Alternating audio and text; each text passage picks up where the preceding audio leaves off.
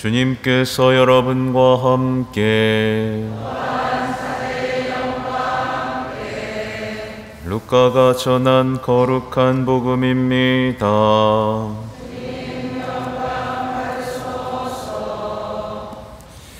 그때 군중 가운데서 어떤 사람이 예수님께 스승님, 제 형도로 저에게 유산을 나누어 주라고 일러주십시오 하고 말하였다. 그러자 예수님께서 그에게 말씀하셨다. 사람아, 누가 나를 너희의 재판관이나 중재인으로 세웠단 말이냐? 그리고 사람들에게 이르셨다.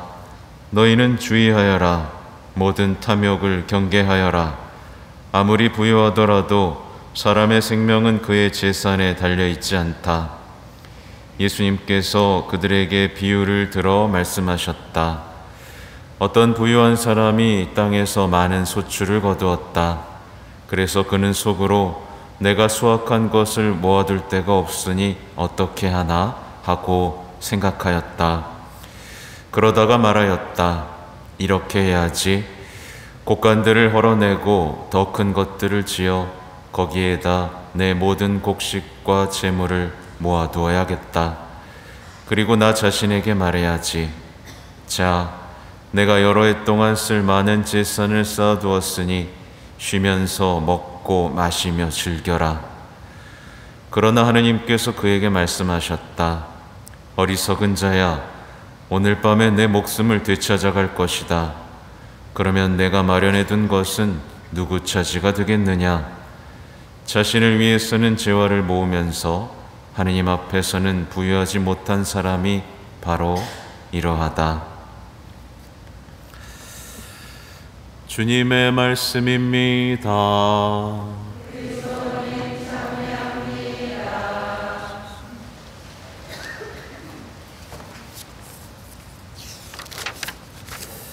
전 예수님,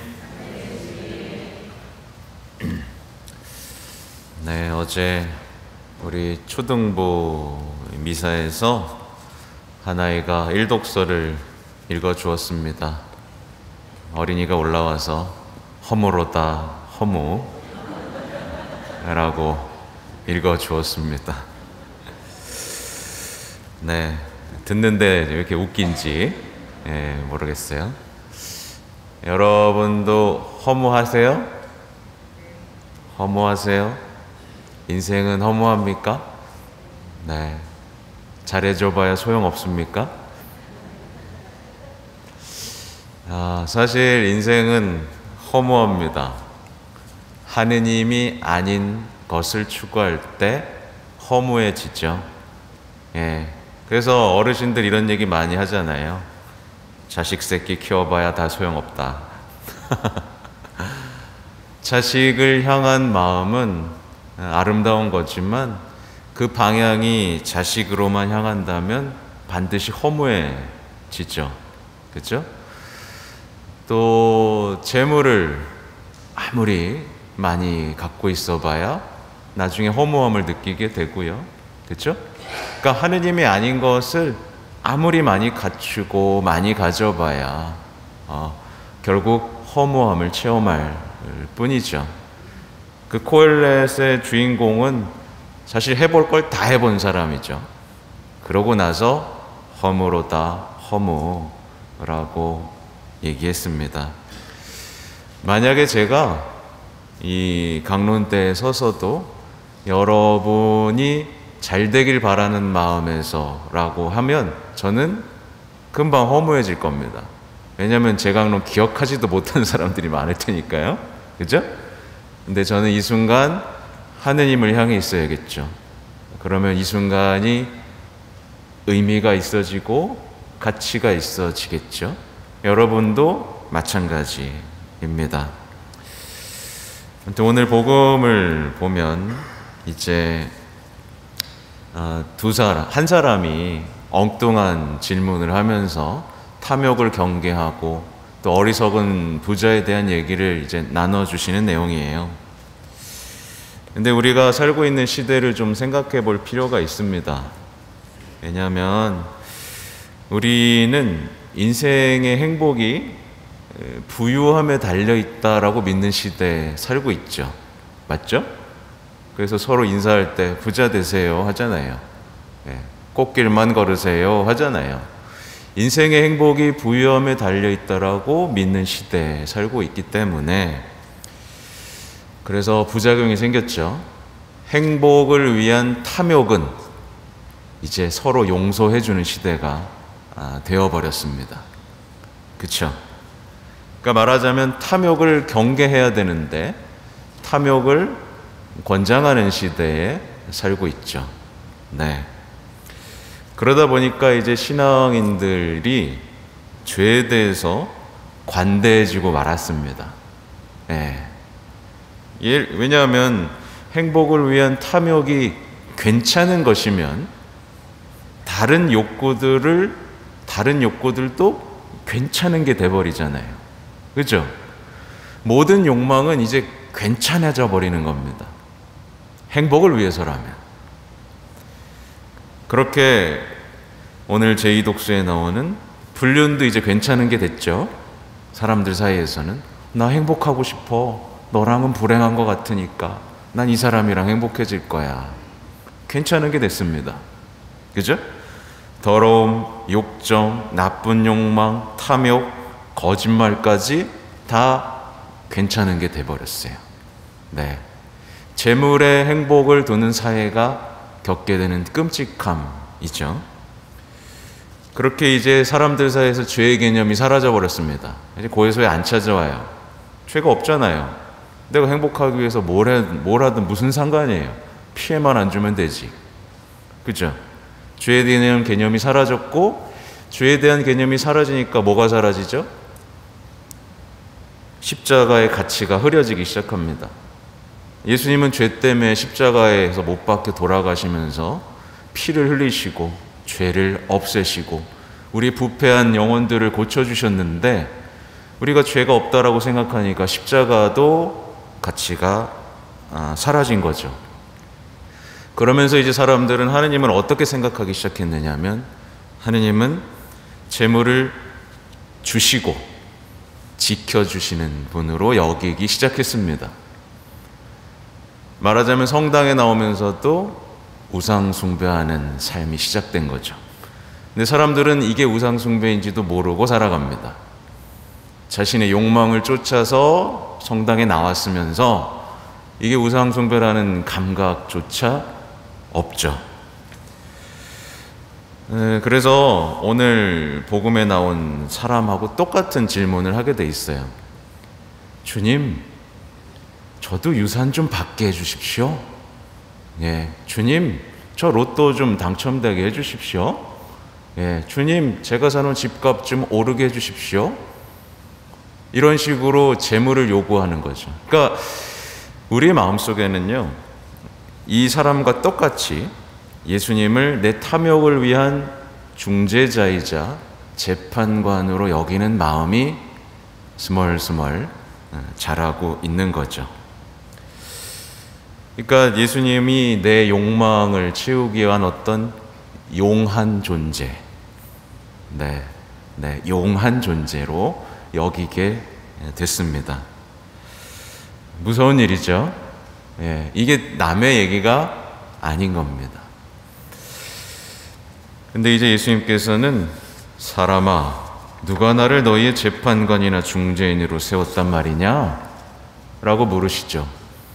나는 너네가 재산을 나누든 말든 그건 내가 관심을 두는 것이 아니다 라고 말씀하시는 거예요. 그러면서 말씀하시죠. 너희는 주의하여라. 모든 탐욕을 경계하여라. 아무리 부유하더라도 사람의 생명은 그의 재산에 달려있지 않다 라고 말씀을 하시죠. 그러니까 예수님께서는 분명히 탐욕을 경계하라고 말씀을 하셨습니다. 경계하라.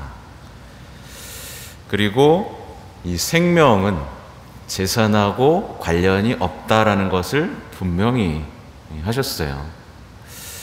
그러니까 예수님께서 오늘 말씀을 통해 하고 싶은 말씀은 뭐냐면 내가 재산의 마음을 빼앗기고 탐욕에 물들어 갈 때 예수님께서는 우리가 죽음에 대해서 생각하기를 바라셨던 겁니다. 네. 왜냐하면 보통 사람들은 재산을 생각할 때 죽음을 생각하지 않습니다. 그렇죠? 재산이 늘어가는 것을 볼 때 사람들이 생각하는 것은 뭐예요? 재산이 가져다 줄 나의 보장된 세월, 그리고 안정, 행복을 생각하게 되죠. 네. 야, 이 정도면 내가 노후 자금 충분하구나. 그렇죠? 그러니까 재산이 나에게 선물해 줄 것들만 생각하지 죽고 허무로 돌아갈 것에 대해서는 생각하지 않게 하는데, 그게 아니다. 사람의 생명은 그의 재산에 달려있지 않다라는 걸로 우리에게 약간 충격을 주고 싶으신 거예요. 그러면서 이제 비유를 말씀하시는데, 어떤 부유한 사람이 많은 소출을 거둡니다. 그러니까 풍년이었나 봐요. 그죠? 전보다 많은 소출이 거둬지니까 이제 속으로 내가 수확할 것이 모아둘 데가 없는데 어떻게 하나 하고 생각을 하죠. 이게 사람들이 탐욕이라는 덫에 걸려 들어가는 첫 번째 관문입니다. 그래서 그러니까 원죄, 인간의 첫 번째 죄가 보는 것에서 시작됐던 것처럼 똑같이 많은 것, 새로운 것 앞에서 사람들은 이제 탐욕으로 빨려 들어가죠. 그러니까 악마는 이제 미끼를 던지는 겁니다. 예. 많은 것을 통해서. 예. 그리고 그것을 볼 때, 많은 것을 보면 여러분 뭐가 생각나요? 저걸 누구랑 나눌까 생각해야 되는데, 야, 이걸 어디에다가 모아둬야 내가 다 쓸 수 있을까? 라는 생각이 들어오죠. 이제 그 생각으로 우리는 잡혀 들어가는 겁니다. 올가미가 그냥 확.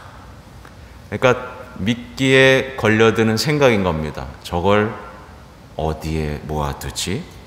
예. 이제 이때부터 하느님하고 멀어지는 삶이 시작되는데, 사람들은 그 이제 몰라요. 네. 하느님도 이걸 좋아하실 거야. 뭐 이런 생각들을 하기 시작하는 거죠. 근데 이미 탐욕이라는 덫에 걸려들었고 재물을 내 주인으로 삼은 상태죠. 그죠? 그러고 나서 이 사람의 이제 생각의 흐름을 보시면 아주 흥미롭죠. 하고 생각하다가 그러다가 말합니다. 혼자 말합니다. 이렇게 해야지. 예, 곳간 헐어가지고 더 큰 거 지어야지. 그러고 나서는 황당하게도 누구한테 말해요? 나 자신에게 말해야지 라고 말하면서, 자, 네가 여러 해 동안 쓸 많은 재산을 쌓아두었으니 쉬면서 먹고 마시며 즐겨라. 어떤 일이 벌어지는지 아시겠어요? 탐욕에 사로잡힌 이의 기도, 탐욕에 사로잡힌 사람도 기도는 합니다. 근데 기도가 언제나 늘 독백이에요. 독백입니다. 예, 누가 그 사람한테 얘기해 주지도 않고요. 그 사람은 누구한테 얘기하지도 않습니다. 독백입니다. 혼자 다짐하고, 혼자 계획하고, 혼자 결정하고, 혼자만의 행복을 찾는 것. 네, 이 상태에 있으면 여러분은 탐욕에 사로잡힌 거죠. 근데 뭐냐면 이렇게 하면서도 사람은 몰라요. 내가 기도를 열심히 하고 있다라고 생각하고 잘하고 있다라고 생각하고 나는 하느님 안에 있다라고 생각을 합니다. 이게 무서운 거예요. 악마는 이렇게 무섭게 우리를 계속 하느님에게서 멀어지게 만드는데, 사람들은 그것도 모른 채 악마에게 끌려가죠. 아무튼 어떤 사람이 탐욕이라는 덫에 걸려들면요, 그의 신앙과 기도는 이제 탐욕으로 더럽혀지게 됩니다. 반복해서 말씀드리지만 탐욕에 빠진 사람도 성당 나옵니다. 묵주기도 합니다. 네. 근데 하느님하고는 점점 멀어집니다. 사실 이런 분들 굉장히 많죠. 저는 성당에 매일 나오고 묵주기도도 매일 하는데 왜 자꾸 하나님하고 멀어지는 것만 같고 느껴지지 않는 걸까요? 라는 질문을 하신 분이 있다면 돌아보셔야 되는 게 뭐냐면, 난 재물하고 주님을 함께 섬길 수 있다고 생각하고 있진 않나? 양다리 걸칠 수 있다고 생각하고 있진 않나? 라는 것을 돌아볼 수 있어야 됩니다. 탐욕에 걸린 사람의 특징은 뭐냐면 어떻게든 고통에서 빠져나가려고 합니다. 십자가와 복음이 이제 걸림돌인 거예요. 복음을 펼치면 기뻐야 되잖아요. 기쁜 소식이니까. 근데 복음을 보면 안 기뻐요. 그래서 안 봐요. 예, 안 봅니다. 복음을 안 보면 홈쇼핑은 열심히 보게 돼 있어요. 내 탐욕을 채워줄 것들. 네. 이때부터 이제 스스로 죄 속으로 들어갑니다. 네. 악마가 이제 건들지 않아도 돼요. 네. 이제 잡은 고기거든요. 알아서 죄 짓습니다. 알아서 더 새로운 거, 알아서 더 많이 모으고 자기를 위한 삶 속으로 척척척척척척 걸어 들어가고, 세상 사람들하고 이제 다르지 않습니다. 세상 사람들의 목적 뭐예요? 많이 모아서 쉬면서 먹고 마시며 즐기는 거. 이게 세상 사람들의 목적이죠. 그래서 건물주 되고 싶어 하잖아요. 그렇죠? 이게 목적인데 이것과 똑같은 목적을 가지고 삽니다. 근데 조금 이제 교양 있게 바꿔요. 평화롭고 싶고요, 좋은 사람이 되고 싶어요 라고 살짝 바꿔놓지만 사실 내면에 깔린 건 뭐예요? 쉬면서 먹고 마시며 즐기는 게 목적이죠. 얼마나 많은 사람들이 이 덫에 걸려서 영혼의 중풍병자가 되어가고 있는지 모릅니다. 네. 하나님께서는 이제 제동을 거시죠. 어리석은 자야, 오늘 밤에 내 목숨을 되찾아갈 것이다. 그러면 내가 마련해 둔 것은 누구 차지가 되겠느냐? 라고 물으시는데, 말하자면 한 사람이 생각해낸 가장 구체적이고 현실적이라고 생각했던 계획이 하느님의 말씀 앞에서 뭐가 되죠? 그냥 환영이 돼버리고 맙니다. 정말 이건 구체적이고 현실적이라고 생각하면서 살아왔는데 죽음 앞에서 환영이 돼버리고 마는 거예요. 그러니까 그의 유산은 환영이면서 그것을 받을 유산 상속자들에게는 뭐가 될까요? 이제 재앙이 되겠죠. 예, 유산 상속은 언제나 재앙이 됩니다.